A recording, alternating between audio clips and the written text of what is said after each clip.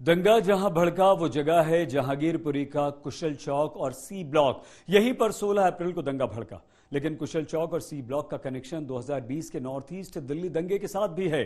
2020 north east Delhi दंगों की अदालत में दाखिल की गई चार्जशीट में इसका विस्तार से ब्यौरा है। दिल्ली दंगों की साजिश की जांच कर रही दिल्ली पुलिस की स्पेशल सेल ने इसकी अपनी चार्जशीट में इसकी पूरी कहानी लिखी।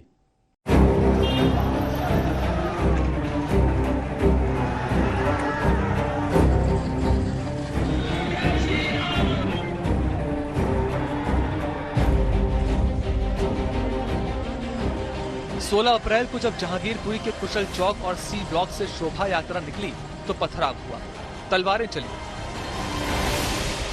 कांच की बोतलें फेंकी गईं और फायरिंग भी हुई। शोभा यात्रा में शामिल लोगों ने भी रिएक्शन में पथराव किया।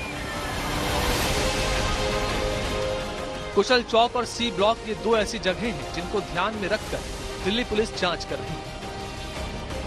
इस वक्त मैं जहांगीरपुरी के कुशल चौक पर मौजूद हूं। कल यहीं पर दंगा फसाद हुआ था, लेकिन आपको बता दूं कि साल 2020 में नॉर्थ ईस्ट दिल्ली में जब दंगे हुए थे उसकी जांच स्पेशल सेल ने की थी कॉन्स्पिरेसी की, और उस दौरान भी इस कुशल चौक का नाम सामने आया था।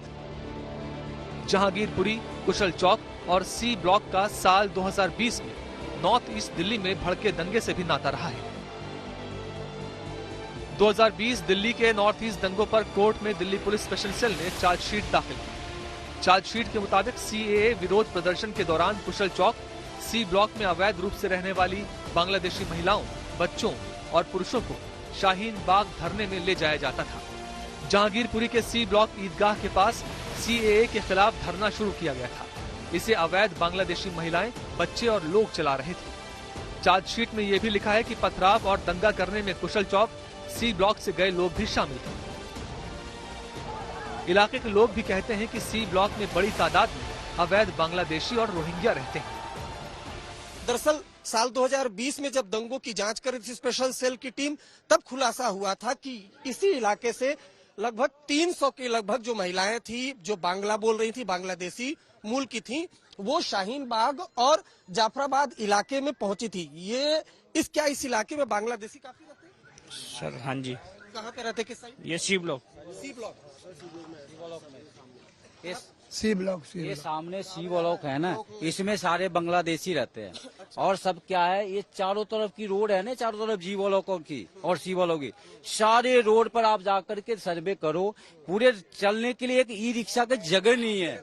सारे कैप्चरिंग करके सारे घटने उसमें करते हैं और कवारे का पूरे जाम है, कहीं कोई बचा हुआ नहीं है।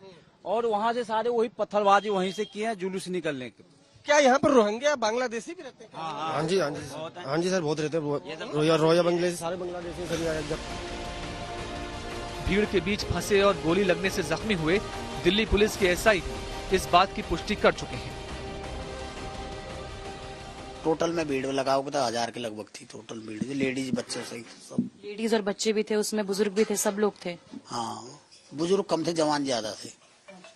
क्या नारे लग रहे थे, कुछ आपस में बातचीत क्या हो रही थी? गाली गलौज से कहा जा रहा है कि इस पूरे विवाद की शुरुआत हुई थी, लेकिन फिर नारेबाजी हुई। आपने कुछ सुना था उस वक्त, ऐसा हुआ? जो सी ब्लॉक साइड से कर रहे थे वो बंगाली में बोल रहे थे, शायद बांग्लादेशी या बंगाली रहते हो, तो बंगाली में बोल रहे थे, मेरे को समझ नहीं आ रहा था। दिल्ली पुलिस अब इन सभी चीजों को ध्यान में रखते हुए जहांगीरपुरी हिंसा की जांच कर रही है।